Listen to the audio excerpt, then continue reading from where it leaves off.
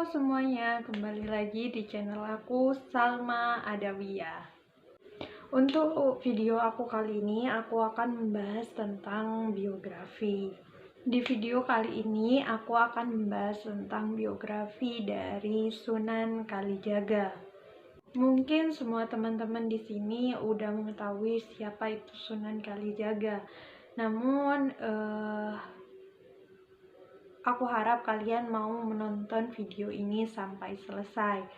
Langsung aja yuk ke pembahasannya.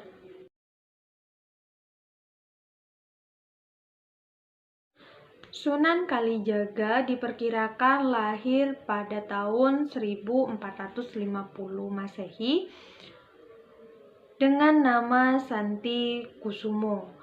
Sunan Kalijaga ini merupakan putra dari Empu Santi Badra dan juga merupakan adik dari Danempu Awang atau bisa disebut dengan Santi Puspa atau juga Sayyid Abu Bakar. Sunan Kalijaga merupakan anak terakhir dari 10 bersaudara. Bisa dikatakan bahwa Sunan Kalijaga ini adalah bungsu dari 10 bersaudara.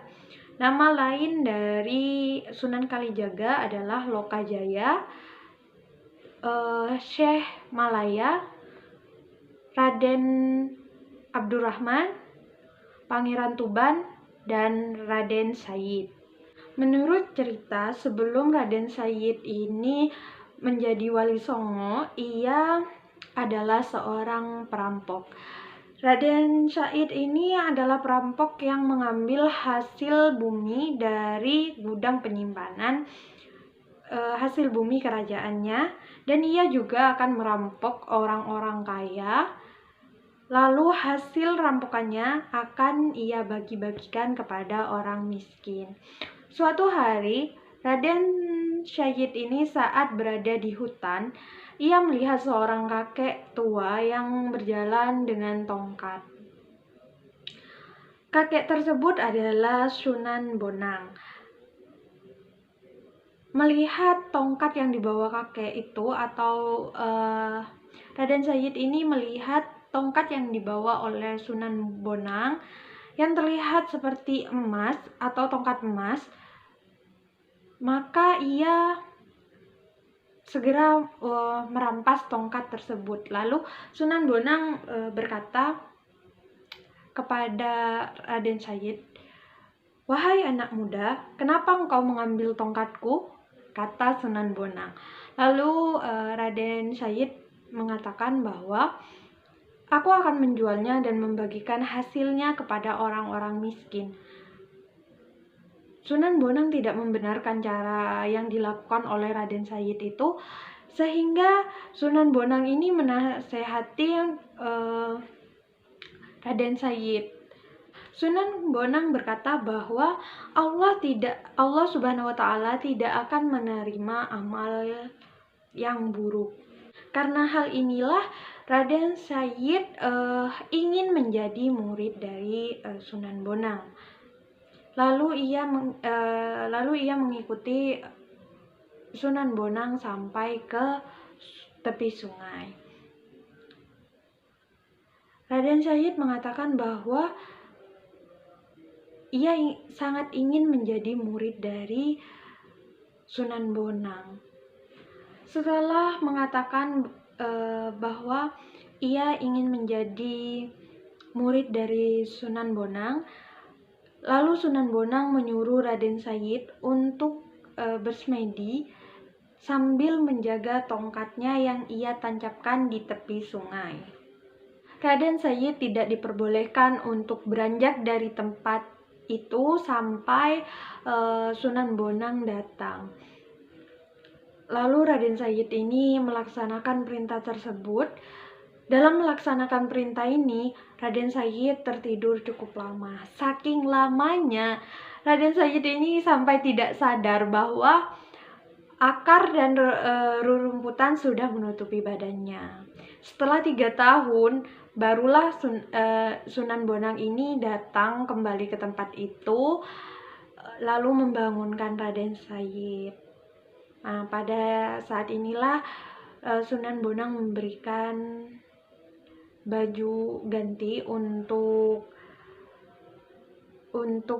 Raden Said karena ia telah menjaga tongkatnya, maka namanya diganti dengan Kalijaga. Nah, sebagai imbalan karena telah menjaga tongkat Sunan Bonang, Raden Sajid ini atau Kalijaga ini diangkat menjadi muridnya dan diajarkan Islam oleh Sunan Bonang. Setelah mempelajari Islam dari Sunan Bonang, Kalijaga melanjutkan dakwahnya dan dikenal sebagai Sunan Kalijaga. Namun cerita ini banyak diragukan oleh para sejarawan dan juga ulama-ulama yang berpaham salaf karena dirasa tidak masuk akal dan menentang ilmu syariat. Dalam berdakwah, Sunan Kalijaga ini mempunyai pola yang sama dengan guru sekaligus mentornya, yaitu Sunan Bonang. Sunan Kalijaga ini juga memilih kesenian dan kebudayaan sebagai sarana ia berdakwah. Sunan Kalijaga sangat toleran pada budaya lokal. Ia berpendapat bahwa masyarakat akan menjauh jika diserang pendiriannya. Karena hal inilah masyarakat harus didekati secara bertahap, mengikuti dan mempengaruhi. Itulah taktik dari Sunan Kalijaga saat ia berdakwah. Sunan Kalijaga berkeyakinan bahwa jika Islam sudah dipahami, maka kebiasaan lama akan hilang dengan sendirinya. Dalam berdakwah, Sunan Kalijaga ini menggunakan sarana seperti seni ukir, wayang, gamelan, dan suara suluk. Beberapa lagu suluk ciptaannya yang populer adalah Lir Ilir. Siapa sih yang nggak tahu lagu Lir Ilir? Oh, lagunya enak banget. Dan Gundul-Gundul Pacul. Sunan Kalijaga jugalah yang menggagas baju takwa, perayaan Sakatenan, grebek maulid, terus juga lakon carangan Kalimasada, dan Petruk Dadi Ratu atau Petruk Jadi Ratu. Landscape pusat kota berupa keraton, alun-alun dengan 2 beringin, masjid diyakini dikonsep oleh Sunan Kalijaga. Metode ini diyakini sangat efektif. Sebagian besar adipati Jawa memeluk Islam melalui Sunan Kalijaga. Dalam satu riwayat disebutkan bahwa Sunan Kalijaga menikah dengan Dewi Saroh binti Maulana Ishak dan mempunyai 3 orang anak, yaitu Uman atau Raden Umar Said atau bisa disebut dengan Sunan Muria, lalu Dewi Rahayu, juga Dewi Sofia. Sunan Kalijaga juga menikah dengan Putri Arya Dikara. Nah, dari pernikahan inilah lahir seorang putri bernama Ayu Panengah yang saat dewasa menikah dengan Ki Ageng Ngerang III. Mereka adalah orang tua dari Ki Penjawi yang merupakan salah satu sesepuh dari kerajaan Mataram Islam. Ketika Sunan Kalijaga wafat, beliau dimakamkan di Kalilangu dekat kota Demak. Sampai saat ini makam tersebut masih ramai dikunjungi oleh masyarakat Indonesia. Sekian dulu video dari aku kali ini, semoga bermanfaat. Mohon maaf kalau ada salah kata. Jangan lupa untuk like, komen, dan share video ini.